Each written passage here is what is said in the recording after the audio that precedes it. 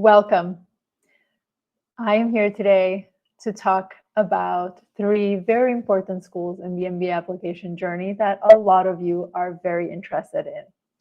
But this session is really for one type of person, someone who is operating at high level professionally, intellectually, and strategically.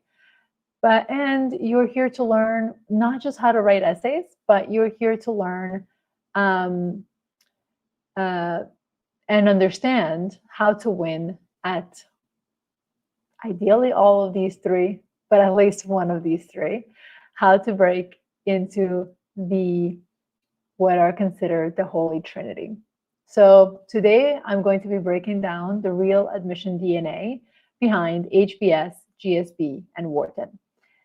This is about the internal logic each school uses to decide who gets in and who doesn't.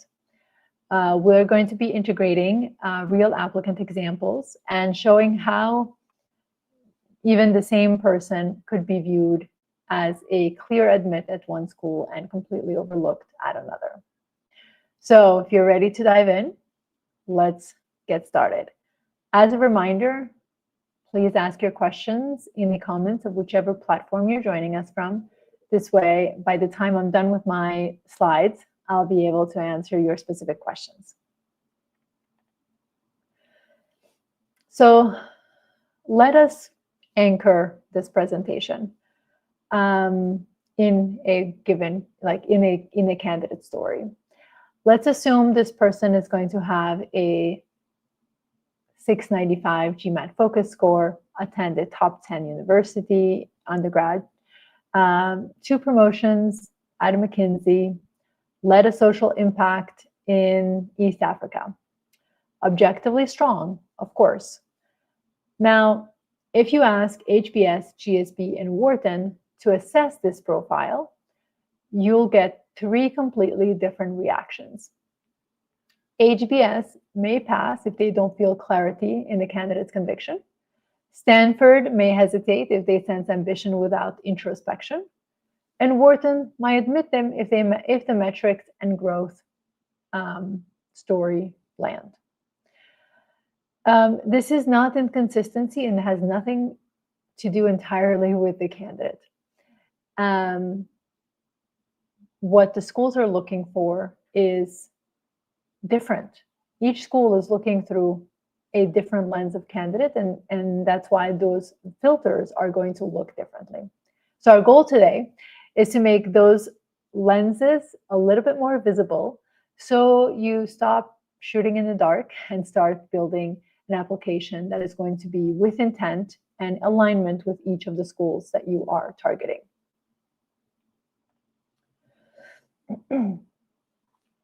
So 3 schools aren't really asking, is this person accomplished?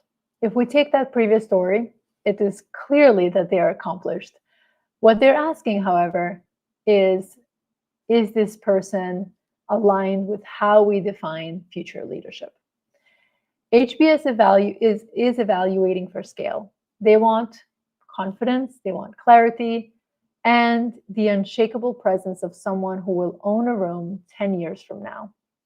GSB is selecting for self-authorship, an internal compass that's not manufactured. Vulnerability isn't a risk at Stanford. It may be at other schools, but not at Stanford. It's really a requirement. Wharton, on the other hand, filters through being precise. They reward trajectory backed by data, proof of impact, and analytical decision-making.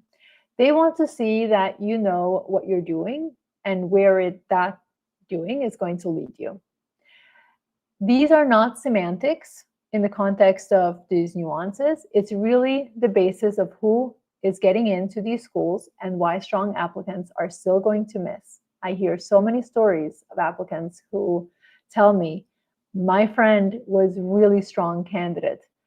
They're the smartest person I know, and they got rejected at all 3 schools. And when I work with the clients that we have agreed that these are schools fit for them, they are getting in. Now, that is the element of the understanding what those nuances are and how you can differentiate your application between schools. And also sets expectation. If you can't filter yourself into these three decision lenses, then the question is, should you apply? So leadership is the centerpiece of course, every application. You are applying, after all, to an MBA program. But the mistake most applicants make is assuming it's defined the same way everywhere, and it's really not. At HBS, leadership is ownership, not just people or projects, but ideas, outcomes, and the environment. You need to show that you led when no one told you to do so, that you made calls that matter, and that you carried risk. Hugely important for HBS. Stanford, leadership isn't about command, it's about really having the conviction, the internal compass. They want to see that decisions made because they meant something personal to you, not just because someone told you to do so. They want you to own your past and your future, not scripted, but that is anchored on a deep passion for something that really matters to you. Wharton is a little bit more pragmatic. So if you say you led, they want to see what changed, what improved, and how are the systems evolving because you are a part of that leadership. Numbers absolutely matter at Wharton, and context also matters. So did your leadership compound is one of the questions you should be asking yourself as you're putting together the Wharton application.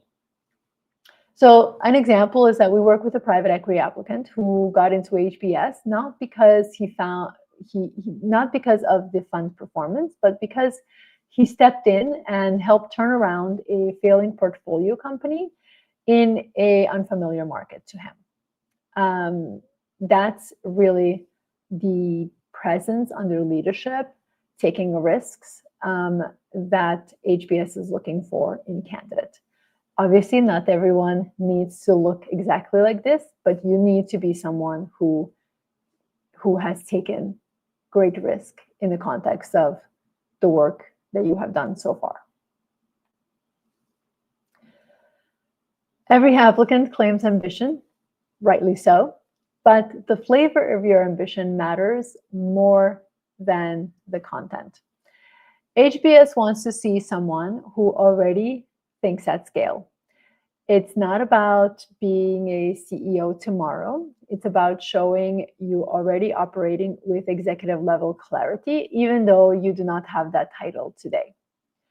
Stanford, on the other hand, wants to see mission. They want to know why your goals matter personally. They want ambition born from origin stories, not career ladder logic. And origin stories have to be about you and not your grandfather and not your dad or your uncle or whoever else in your family lineage. It has to be your own story. Wharton is looking for that through line. Do you know what you're building? Can you prove you've done it before? Can you show that the next step is coherent, not performative, and that you can do it really well in teamwork setting?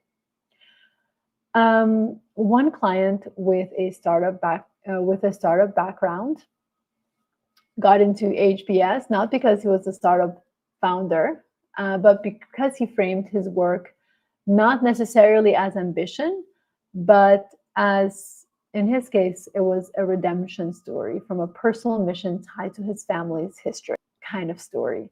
It has to really tie back to what matters to you and why. And that is the first question that they ask in the essay. So this is where that reflection really has to come into play.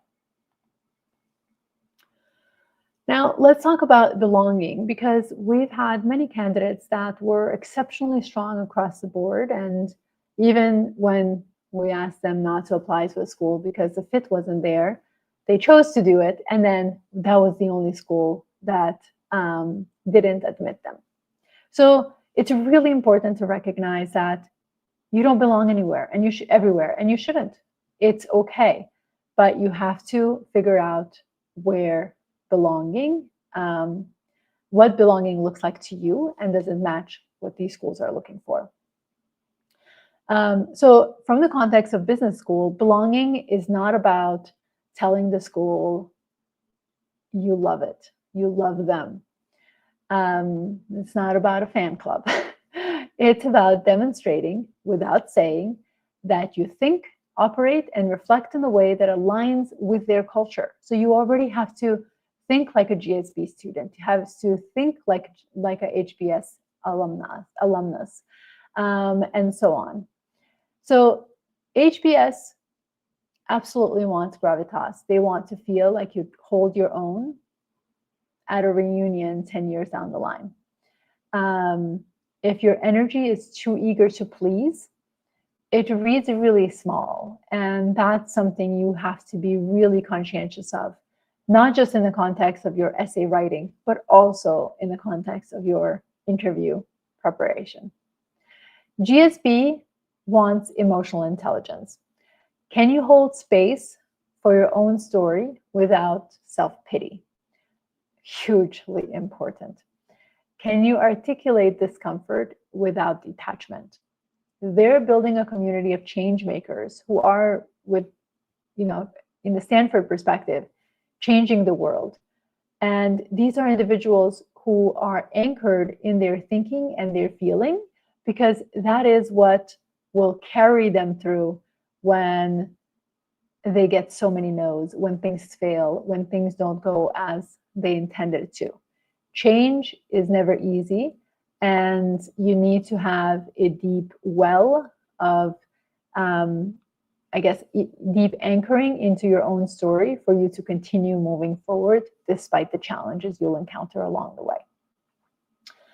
And Wharton wants the operator, the person who has built momentum, can frame it clearly, and is clearly on a logical path with system thinking backed into their DNA. We had a client admitted to a Wharton who came from a middle market product role. She didn't position herself as a visionary. Wharton does not necessarily look for that. As she positioned herself as someone who optimized internal operations and influenced product strategy across team. That is what Wharton looks for, and that's what helped her get in. So I'm going to be honest, most applicants that are applying to, or honestly applying to these schools and fail, is because they try too hard to sound like they belong, rather than proving it through clarity and substance in their story. They're going to either over-polish or over-explain.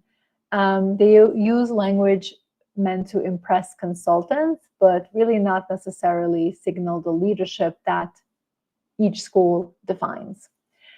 And what happens here is that the reader, the admission committee, is going to tune out the story because it does not align with who they want in their team. HBS is not looking for spinning a story. Stanford does not want a TED Talk. Wharton does not want fluff. I mean, that is indicative in the change that they've instilled in essay number 1 this year. So either you're communicating a deep sense of who you are and how you think, or you're flooding them with adjectives and hoping they figure it out. The reality is they won't. They are not even going to try because they do not have time to figure things out. You, as a leader, as a future leader, is your responsibility to be clear in your communication. And that is something if you take nothing else from this presentation, take that with you. So this is where a nuanced strategy is really important. You don't create 3 versions of yourself. You create 3 applications that reflect the same identity through 3 institutional lenses. So it's really important that every applicant that is applying, especially to these three, but any schools that you're applying to, you must remember that you're not changing who you are. You're just aligning and presenting the side of you that each school is looking for. So HBS, here you're going to communicate how you lead with executive presence. You show who is following you and why. And for GSB, you have to be vulnerable, go deep, show what the journey costs and why it mattered. For Wharton, you are connecting the dots. You show what you've built, where you're heading, and what levers you already learned to pull, and how Wharton is going to help you do the rest. We had a founder client who was admitted to both GSB and Wharton. The GSB was centered around the emotional aftermath of a business failure and his rediscovery of purpose, whereas Wharton app read somewhat like a McKinsey engagement summary. It had metrics, it had decisions, it showcased growth and showcased scale. Both of these were true, and neither of these were recycled materials of each. That's really the bar when you are applying at this kind of caliber of school. Don't assume that you can recycle one story for the next, because that's just not going to work. So at Sia Admissions, we build around helping candidates restructure their story. We help high performers frame their identity through the lens of, their presence, care about what story is communicated, and where are you going in the future. There has to be alignment between you and the schools that you are applying to. And our clients are getting into top business schools. So we're talking M7s, T10, T15s. And the success is not because we're following some sort of checklist. We do have a process, a proven process, but an element, a layer that is added here is we dive deeper into the stories of the individuals and help them understand how can they present their unique experiences and help them show it to each school in the school's perspective. So if you're applying this year, the window is definitely closing for round 2. You can still build a clear, aligned, and definitely differentiated strategy, but you should not be spending the next 2 months trying to figure things out. You have to be really moving steadily and fast in this process. If you're applying next year, you are in the best position possible to make strategic moves now to strengthen your profile, recognizing what the schools are looking for before you start even writing your applications. Either way, if you're serious about applying to these schools, I invite you to book a consultation call. You'll have links in the description of this video and in the comments. The consultation entails essentially us telling you the truth about where you stand based on our experience working with individuals who are applying to these top schools, what's working in the context of your experiences so far, and where are some disconnects that you need to be paying very close attention before you consider applying. And if we're a fit, and the fit goes both ways, we can help you build a plan that actually is going to help you convert if you're taking action towards it by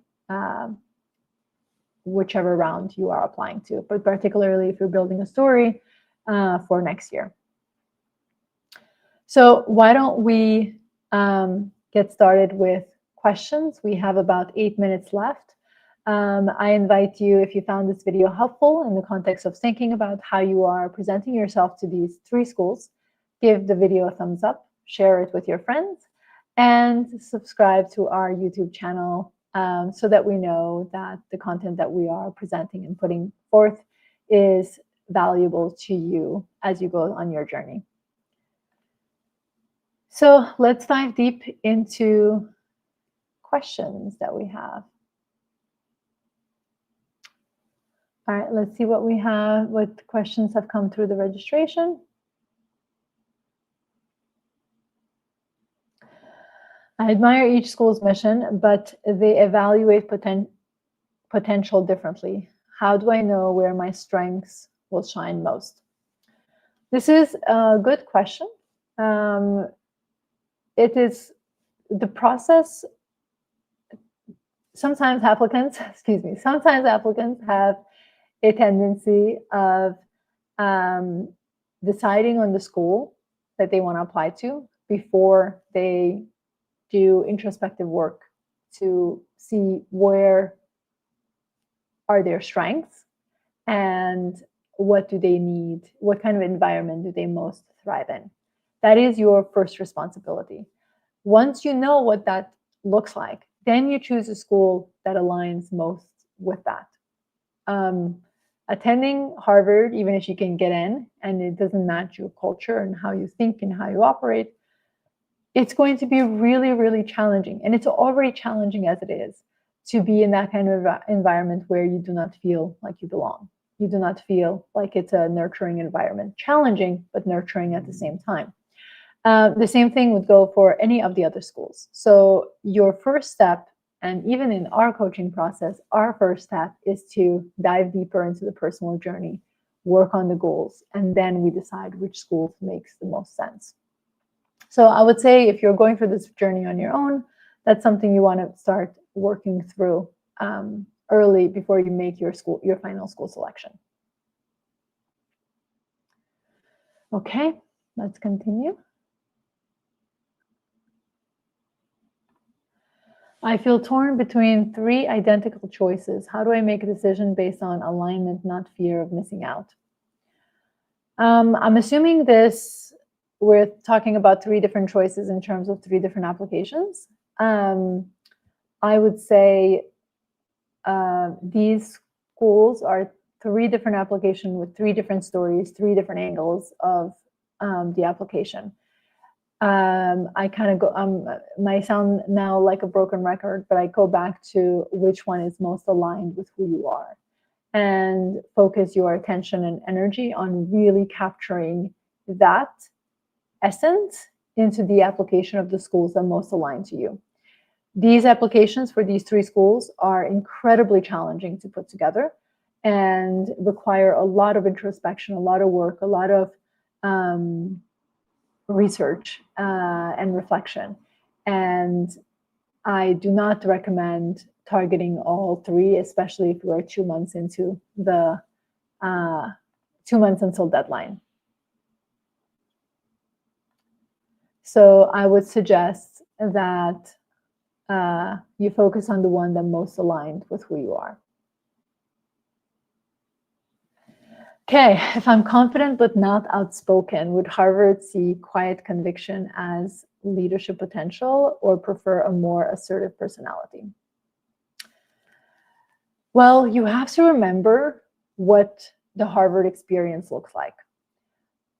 The entire HBS experience is case discussions, and you will be called out to answer questions. How would you think what you're going to contribute?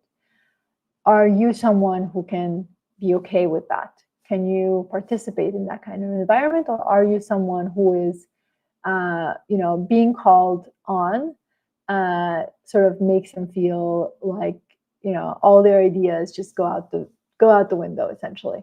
And if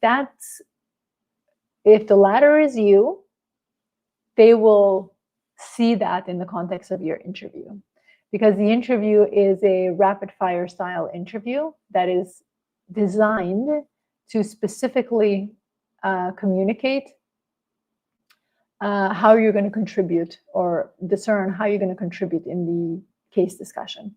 So if you're not able to do that, then that's, if you're afraid to do that, but with coaching and with guidance, you can still do it, then do it. But if you feel like that's not really your forte, then really put your effort into other schools that are more aligned with you. All right, we're going to do one last question.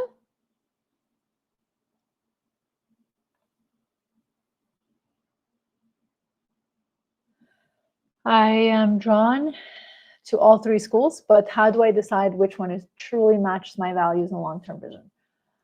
Well, I think the answer is within the question. What are your values and what is your long-term vision? If you are someone who is looking to be a change maker, and I don't mean just like have a leadership position, I mean change industries, challenge the status quo. Obviously, Stanford makes sense, but if that's not something you're interested in at all, then the other 2 options are more in alignment with you. Your values is, something that you have to think through what matters to you most. So that is, and you can go back to the presentation in terms of what leadership I talked about. How do those, where do you fit in that rubric of decision making, and then apply based on that selection. All right, so we have shared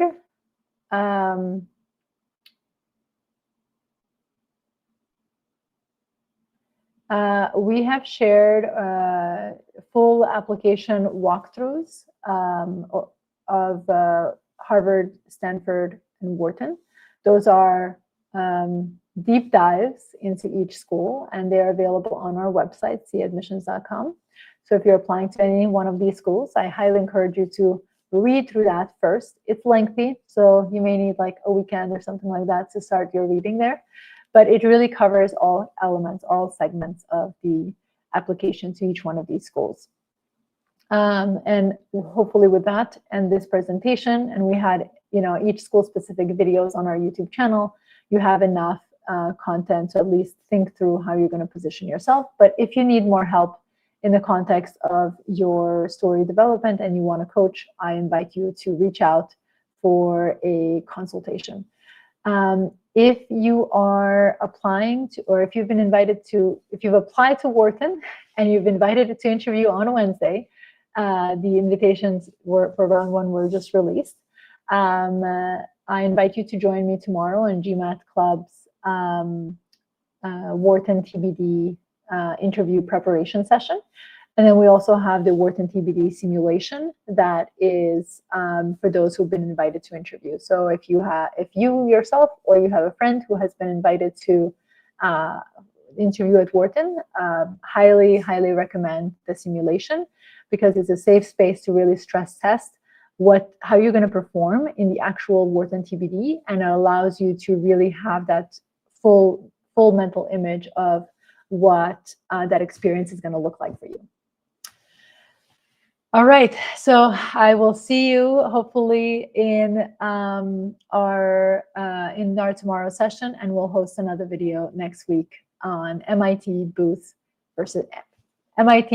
Booth versus Stanford. So these are we're doing school comparisons, given that we've already covered for the year the school-specific videos. So this way these can help you. If you have suggestions on what you would like to see, please leave a comment for us. Thanks again, and I will see you next week.